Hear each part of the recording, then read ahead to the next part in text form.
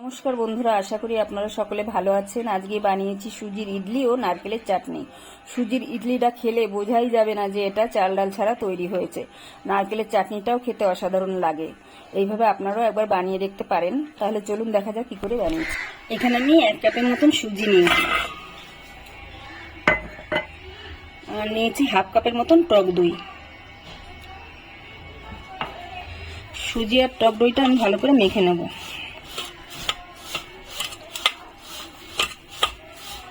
দইটা আমি সুজির সঙ্গে মিশিয়ে নিয়েছি। এখন দিচ্ছি স্বাদ অনুসারে একটু বিট লবণ, আর দিচ্ছি সামান্য পরিমাণে একটু লেবুর রস। এখন আমি অল্প অল্প জল দেব, ওর মধ্যে দিয়ে ব্যাটারটা তৈরি করে নেব।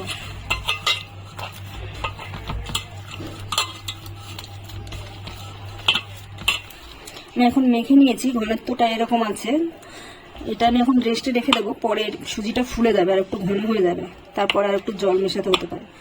আমি এখানে যে কাপ মেপে সুজি নিয়েছিলাম ওই কাপের 1/2 কাপ হবে দইটা। ছোট কাপের 1 কাপ হয়েছে, বড় কাপের 1/2 কাপ হবে দই। আমি এখন রেস্টে 15 মিনিটের জন্য রেখে দিচ্ছি। আমি একটা কড়া বসিয়েছি, এখন আমি এর ভিতরে কয়েকটা বাদাম দিয়ে দিচ্ছি। বাদামটা একটু নেড়ে নেব। বাদামটা হালকা ভাজা হয়ে গেছে, আমি এখন এর মধ্যে কয়েকটা ছোলার ডাল দিয়ে দিচ্ছি। এখন আমি দুটোকে ভালো করে ভেজে নেব। এটা দিয়ে চাটনি বানাবো, সেই জন্য এটাকে ভেজে নিচ্ছি। ছোলার ডাল আর বাদামটা ভেজে আমি ঠান্ডা করে নিয়েছি। এখন আমি মিক্সিতে দিয়ে দিচ্ছি। আমি দুবার ঘুরিয়ে তারপরে দেখাচ্ছি।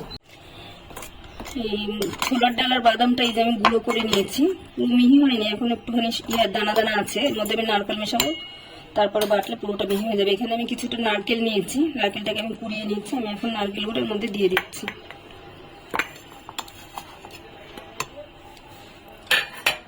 আর দিচ্ছি 2 কোয়া রসুন। আপনারা যদি নিরামিষ খান তাহলে রসুনটা নাও দিতে পারেন। দিচ্ছি 2টো লঙ্কা, সামান্য পরিমাণে একটু বিট নুন, সামান্য একটু চিনি, আর দিচ্ছি একটু লেবুর রস, আর সামান্য পরিমাণে একটু চাট মশলা। এখন দিয়ে দিচ্ছি একটু জল। এখন আমি এটাকে ভালো করে বেটে নেব। আমার বাটা হয়ে গেছে। আমি এরকম রেখেছি ঘনত্বটা। আপনারা মোটা পাতলা যেমন আপনাদের পছন্দ অনুযায়ী রাখবেন। আমি এখানে একটু তেল বসিয়েছি। এখন দিয়ে দিচ্ছি আমি ফোড়নে কয়েকটা সর্ষে, আর দিচ্ছি একটা শুকনো লঙ্কা, সামান্য পরিমাণে একটু হিং, আর কয়েকটা কারি পাতা।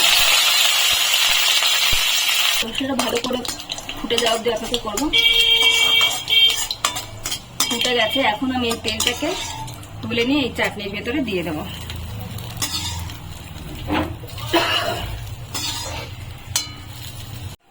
এই চাটনিটা আমার তৈরি হয়ে গেছে। আমার এর ভিতরে পরে আর একটু লবণ লেগেছিল, আপনারা চেখে দেখে নেবেন, আপনাদের পছন্দ অনুযায়ী নুন মিষ্টিটা দেবেন। এটা আমার রেডি হয়ে গেছে চাটনিটা। সুজিটা আমার 20 মিনিট রেস্টে রেখেছিলাম, 20 মিনিট হয়ে গেছে। এখন আমি এর ভেতরে 1 চামচের মানে 4 ভাগের 1 ভাগ আমি বেকিং সোডা দিয়ে দিচ্ছি। এটা সুজিটা ফুল অনেকটা ঘন হয়ে গেছে। এখন আমি এর মধ্যে আর একটু জল দেবো।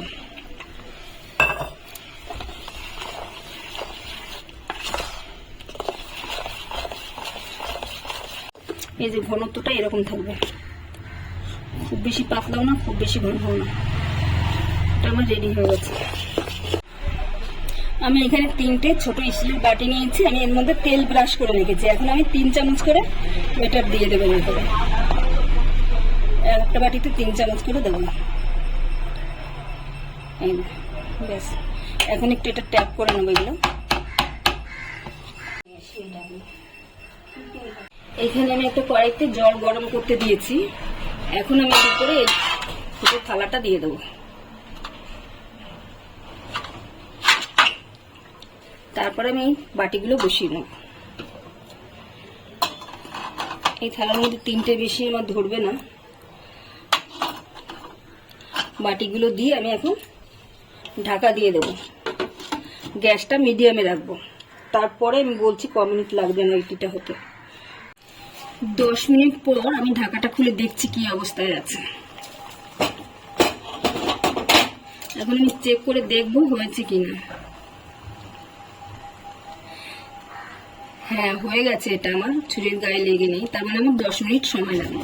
আমি এখন নামিয়ে নেব। আমার এখন ঠান্ডা হয়ে গেছে, আমি এখন তুলে নেবো। সাইড দিয়ে একটুখানি হাত দিয়ে চেপে চেপে নেব।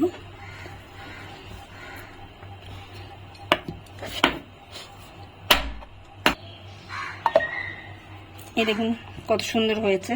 আমি সবগুলো এইভাবে বের করে নেব। আমি 3টেই বের করে নিয়েছি, এখন এর পরের গুলো আমি এইভাবে সব করে নেব। রেসিপিটি তৈরি হয়ে গেছে। ভিডিওটি যদি ভালো লাগে তাহলে একটা লাইক করবেন, সাবস্ক্রাইব করবেন এবং কমেন্ট করে জানাবেন কেমন হয়েছে।